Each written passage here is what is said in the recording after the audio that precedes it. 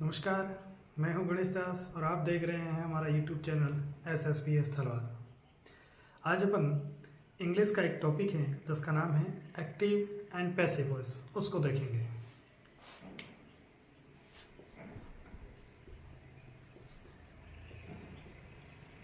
Active and passive voice simple सा है कि अपने को 5-6 रूल्स ही याद रखने हैं। एग्जाम में 2 प्रश्न आएंगे इससे रिलेटेड एक नंबर के। तो आइए देखते हैं इसमें कौन से रूल्स पहले तो अपने को याद रखने हैं। सबसे पहला रूल्स याद रखना है अपने को, ऑब्जेक्ट को सब्जेक्ट बनाओ। आपको सब जगह लिखा हुआ मिलेगा सब्जेक्ट को ऑब्जेक्ट बनाओ, लेकिन अपन शुरुआत करेंगे ऑब्जेक्ट को सब्जेक्ट बनाओ। सेकेंड रूल्स, नियमानुसार हेल्पिंग वर्ब। नियमानुसार हेल्पिंग वर्ब का प्रयोग करो। क्या नियम है वो भी देखेंगे अपन हेल्पिंग वर्ब के। तीसरे नंबर पे वर्ब की थर्ड फॉर्म। तीसरे नंबर पे अपने को तीसरी फॉर्म करनी है। चौथे नंबर पे अपने को क्या करना है, तो चौथे नंबर पे अपने आवश्यकता अनुसार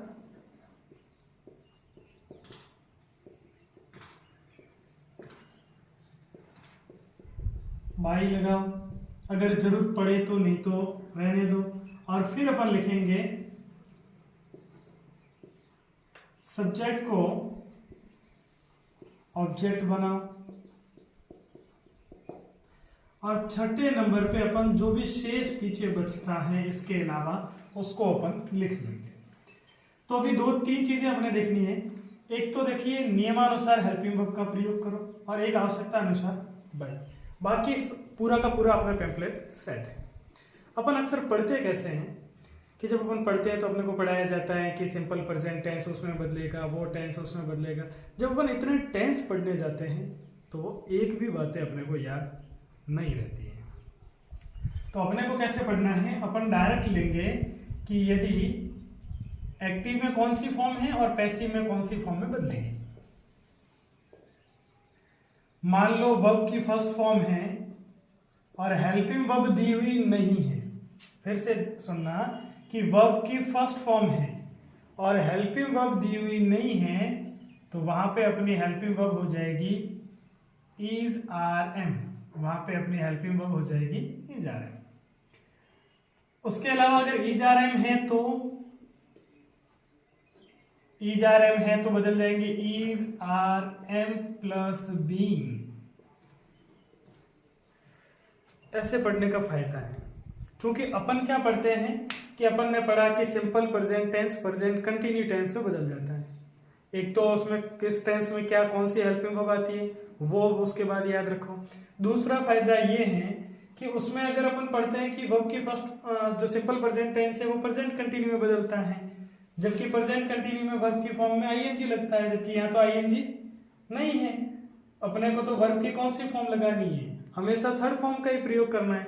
इसलिए अपन सिर्फ और सिर्फ हेल्पिंग वर्ब को ही चेंज करेंगे। टेंस चेंज करने जैसा कोई काम अपन नहीं करेंगे। वर्ब की first form is are am में बदलेगी, is are am plus being में बदल जाएंगे। यदि वर्ब की सेकेंड फॉर्म है और वहां पे हेल्पिंग वर्ब लिखी हुई नहीं है, देखिए यहाँ पे वर्ब की फर्स्ट फॉर्म है, हेल्पिंग वर्ब नहीं थी तो इज आर एम है। वैसे अगर वर्ब की सेकेंड फॉर्म है और हेल्पिंग वर्ब नहीं है तो वहां पे अपन यूज करेंगे पैसिव वॉइस में हेल्पिंग वर्ब के रूप में वाज वर्ब। और अगर वाज वर्ब हो तो सेम इसकी तरह ही वाज वर्ब हो तो क्या हो जाएगा, was verb plus being. Second form हो तो वाज वर्ब में, वाज वर्ब हो तो वाज वर्ब प्लस बीइंग में। अब आगे देखते हैं। हैज होगा तो किसमें बदलेगा, हैज बीन में।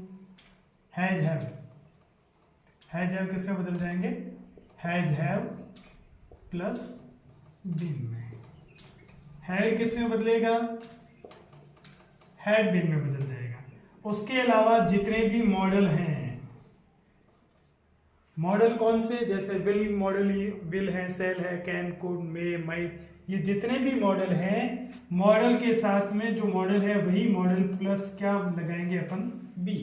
मॉडल को मॉडल प्लस बी ये अपने को लिखना है। तो अपन ने देखिए कोई टेंस नहीं पढ़े, सिर्फ और सिर्फ एक्टिव में कौन सी फॉर्म थी, हेल्पिंग वर्ब थी, और पैसिव में कौन सी हेल्पिंग वर्ब हो जाएगी। शॉर्ट रूप में अपन इस प्रकार से एक्टिव से पैसिव में अपन आराम से बदल सकते हैं। आइए अपन अब उदाहरण लेते हैं। एक चीज ये है कि आवश्यकता अनुसार बाई ले लो। बाई कब लगेगा, यदि सब्जेक्ट प्रॉपर है, यदि सब्जेक्ट प्रॉपर है और उसका अगर अपन ऑब्जेक्ट बना रहे हैं तब बाई का प्रयोग करना है, अदरवाइज अपन बाई का प्रयोग नहीं करेंगे। चलिए अपन एग्जांपल लेते हैं। राम इज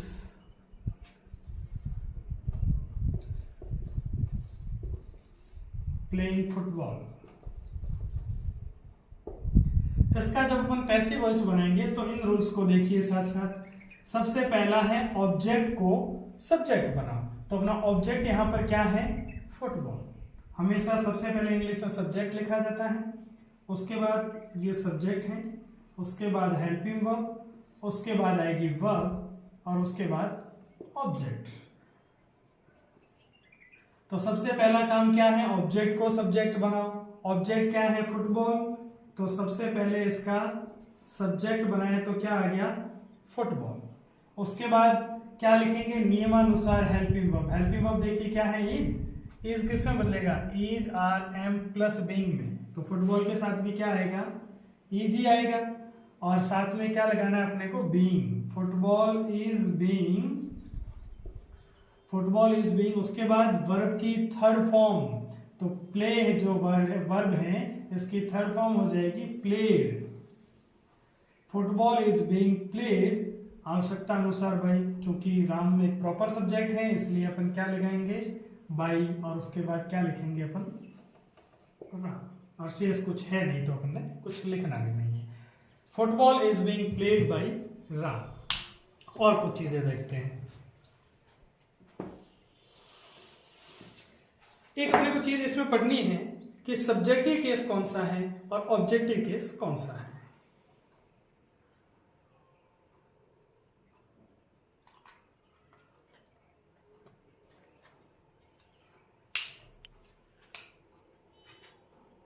जैसे मैं पहले एक एग्जांपल लिखता हूं,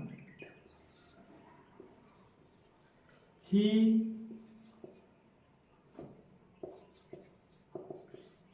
right a letter, he writes a letter, he writes a letter.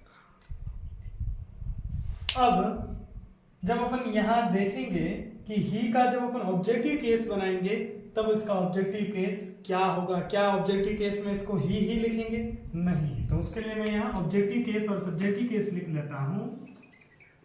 Subjective case, objective case. I का ऑब्जेक्टिव केस क्या होगा, आई, माई, मी। आई का ऑब्जेक्टिव केस क्या हो जाएगा, मी। यू का ऑब्जेक्टिव केस यू ही होता है, यू, योर, यू। सी का सी, हर, हर। ही का ही, हिज, हिम। वी का वी, अवर, अस। और दे का दे, देयर, देम। अब ही लिखा हुआ है तो अपन इसका ऑब्जेक्ट बनाएंगे तो क्या बनाएंगे, हिम। और अगर ऑब्जेक्ट में हिम लिखा हुआ है उसका सब्जेक्ट बनाएंगे तो क्या बनाएंगे, ही। आइए उनके एग्जांपल देख लेते हैं एक बार। सबसे पहले क्या करेंगे, ऑब्जेक्ट को सब्जेक्ट बनाओ। ऑब्जेक्ट क्या है, ए लेटर, तो इसका सब्जेक्ट बनाएंगे तो लिखा ए लेटर। यहां देखिए नियमानुसार हेल्पिंग वर्ब, कोई हेल्पिंग वर्ब दी हुई नहीं है। जब हेल्पिंग वर्ब दी हुई नहीं है तब अपन वर्ब की कौन सी फॉर्म है वो देखेंगे। यहां कौन सी फॉर्म लिखी है, वर्ब की फर्स्ट फॉर्म, उसके साथ में एस या यस, यानी कि वर्ब की फर्स्ट फॉर्म है तो हेल्पिंग वर्ब क्या लगेगी, इज, आर, एम, तीनों में से एक जो भी आती हो। तो ए लेटर के साथ में क्या आएगा, सिंगुलर के साथ में इज, प्लूरल के साथ आर, और आई के साथ क्या आता है, एम।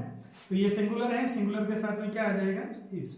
ए लेटर इज, तीसरे नंबर पे तीसरी फॉर्म, राइट की थर्ड फॉर्म लिखेंगे और उसके बाद आवश्यकता अनुसार बाई ले आओ और उसके बाद सब्जेक्ट को ऑब्जेक्ट बनाओ। सब्जेक्ट क्या है अपना ही, इसका ऑब्जेक्ट बनाएंगे तो ही का ऑब्जेक्टिव केस क्या होता है, him, by him. A letter is wrote by him. और एग्जांपल देखते हैं अपन।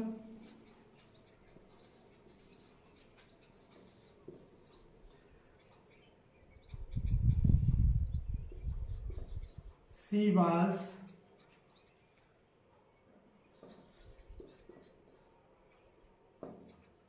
was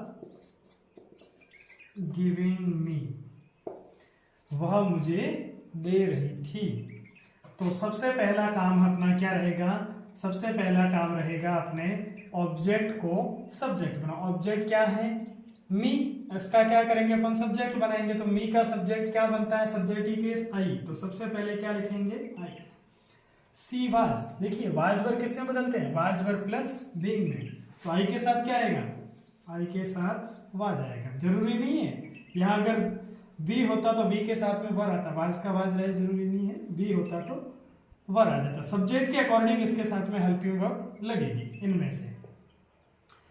आई वाज, उसके बाद तीसरी फॉर्म, तो गिव की थर्ड फॉर्म क्या होती है, गिवन। आई वाज गिवन, उसके बाद आवश्यकता अनुसार बाई ले आओ, आई वाज गिवन, और उसके बाद क्या है अपने पास, सब्जेक्ट को ऑब्जेक्ट बनाओ। सब्जेक्ट क्या है, सी, सी का ऑब्जेक्ट क्या हो जाएगा, आई वाज गिवन बाय हर, मुझे उसके द्वारा दिया गया। तो ये थे कुछ एक अपने एग्जाम्पल। अब एक और एग्जाम्पल रहा है, वो भी अपन देखते हैं। जैसे मैंने लिखा आवश्यकता अनुसार बाई लगाओ। बाई की आवश्यकता कब पड़ेगी, आइए देखते हैं। जैसे मैं लिखता हूं, the people of world take tea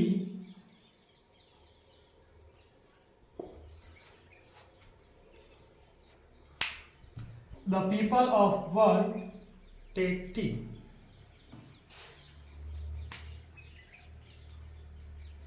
इसका कैसे करेंगे, तो सबसे पहले क्या करेंगे अपन, ऑब्जेक्ट को सब्जेक्ट बनाएंगे। ऑब्जेक्ट क्या है, टी, टी लिख दिया। नियमानुसार हेल्पिंग वर्ब, इसमें हेल्पिंग वर्ब कौन सी आएगी, देखिए वर्ब की फर्स्ट फॉर्म लगी हुई है और वर्ब की फर्स्ट फॉर्म होती है तो इज आर एम आता है, तो टी, टी के साथ में क्या आएगा, इज। टी सिंगुलर है तो टी के साथ में इज आएगा। टी इज, तीसरे नंबर पे तीसरी फॉर्म, टेक की थर्ड फॉर्म क्या होती है, टेकन। T is taken. उसके बाद देखिए द पीपल, ये जो है सब्जेक्ट प्रॉपर सब्जेक्ट नहीं है, दुनिया के लोग, दुनिया आ गई तो इसका मतलब लोग सारे ही आ गए उसमें। तो टी इज टेकन बाई का प्रयोग करेंगे क्या, नहीं करेंगे, डायरेक्ट लिखेंगे T is taken in world, T is taken in world. तो इस प्रकार से अपने को आवश्यकता होने पर ही बाई का प्रयोग करना है, अदरवाइज अपने को बाई का प्रयोग नहीं करना। तो ये था नॉर्मली अपने एक्टिव एंड पैसिव वॉइस। मैं आशा करता हूँ आपको समझ में आया होगा। आया है तो कम से कम 15 सेंटेंस एक्टिव के पैसिव में बदल के उसको भेज देना मेरे पास। Thank you so much.